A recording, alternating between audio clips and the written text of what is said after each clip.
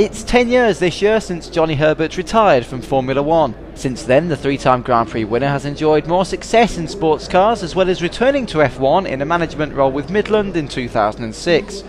In 2008 came overall victory in the now-defunct Speed Car Series before a dramatic entrance to British touring cars for the final 3 meetings of last season. We had a quick catch-up with Johnny at the Autosport show. Okay. Johnny Herbert, retirement's been a thing in the sport a lot recently, it's mentioned a lot. Michael Schumacher's coming back, old teammate. Is he doing the right thing? Yeah, again, if he wants to do it, then good for him. But it's gonna. I personally think it's not going to be quite the same as what we saw 3 years ago. I think he'll do a good job, but I think these young drivers, Lewis for example, and Vettel, and probably with Jensen as well, you know, they're a different breed now, and I think they're going to be one up for the challenge, and secondly they're going to go out there to prove a point. So it's going to be hard for him, but it's still, as we always know, it's going to be based on what car they produce for him. But what's different than when he was racing, he was able to test. Now he's got February and then into the season, so things are going to be very much more difficult for him, I think. I mean, what is retirement in motorsport? Because so many drivers go and come back. Obviously you went at the end of 2000. Was there a moment when you thought, I've had enough of this, I'm going to go? Well, in Formula 1, yes, that was sort of unfortunately, things didn't go quite right, so I sort of lost interest in doing that. But when I stopped that, then it gave me an opportunity to do sports cars, going to Le Mans, which I'd done a little bit way earlier.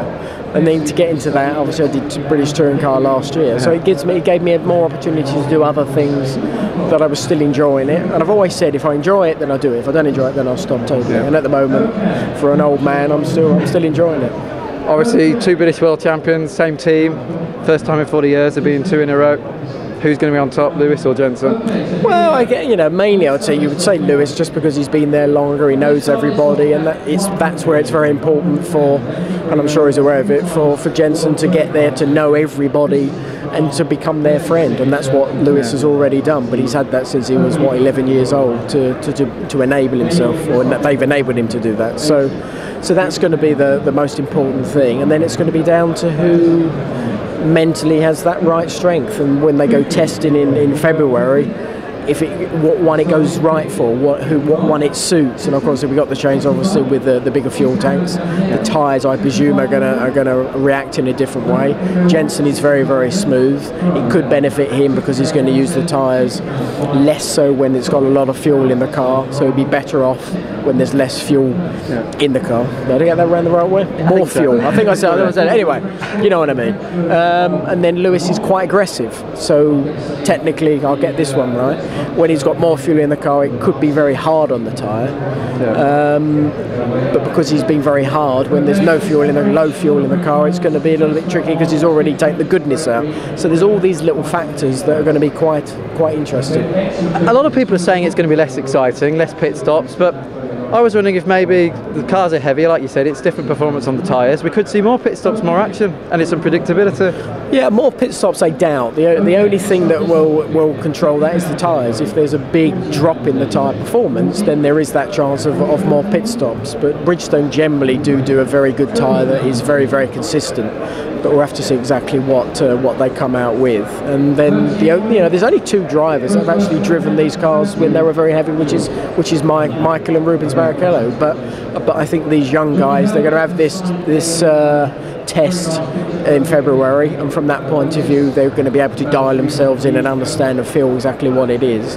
But they've also, what's different as well, they have these simulators now, so they'll be able to drive effectively a Formula 1 car on a simulator with all this fuel load on it and feel what the car's like. So even by the 1st of February, the first test they do, they will have a very good idea and feeling of what it will be like to drive one of these heavier Formula 1 cars. But there's a good chance that it could actually make the racing more interesting. I don't think it's going to make it any worse, I don't think. And I think the pit stops were good in one regard.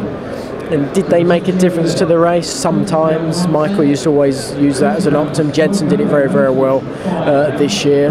I think when the car was working, Lewis did a good job as well. But we have seen in the past where as I said before, looking after the tyres with these heavy cars is probably going to be a very important factor. So that's going to have to make the driver think in a very different way. Before it was a sprint, 110% sprint. This will be a little bit less so, I would imagine. You're going to have to be very careful with the car, not throw it around and slide it. And some of them might have to adjust their driving style to that. Obviously, you've had a lot of experience at Le Mans. That's all about saving fuel. Considering coming back yourself? No. I've done my bit. I had my 11 years in there. And I enjoy what I've been doing, doing a little bit of Le Mans, the touring car, did some speed car in the Middle East, like a NASCAR, and I've done a lot of varied things outside it, so I've got no desire to want to go back.